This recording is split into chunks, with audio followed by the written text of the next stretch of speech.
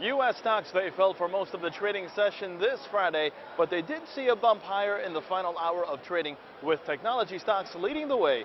This after a sharp two-day sell-off triggered by Fed Chairman Ben Bernanke's comments regarding the scaling back of asset purchases. Now, while there were no major economic reports scheduled for release, Friday did mark quadruple witching, which is when index futures, options on index futures, single stock futures, and stock options all expire on the same session. At the same time, St. Louis Federal Reserve President James Bullard made headlines this after he said the decision by the central bank to lay out its plans to taper its bond buying program was badly timed, and that the Fed should have waited for more tangible signs of economic improvement.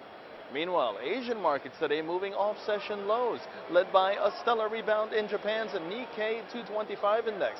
The Nikkei crossed the pivotal 13,000 level to rally as much as 2%, and therefore posting gains of more than 4% on the week.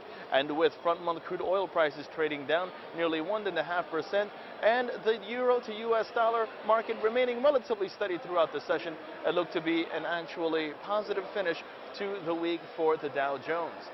Speaking of which, taking a look now to see how the Dow Jones has closed out this trading session. The Dow Jones is on the upside, 41.08 points to settle in just below 14,800 at 14,799.40.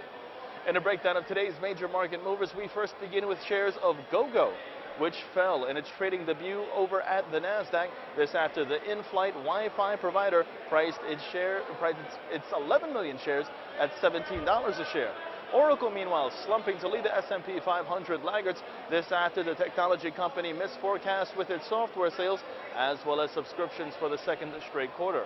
Facebook on the upside today after UBS raised its rating on the social networking company to buy from neutral, and Sprint Nextel raised its buyout offer for Clearwire to $5 per share late Thursday.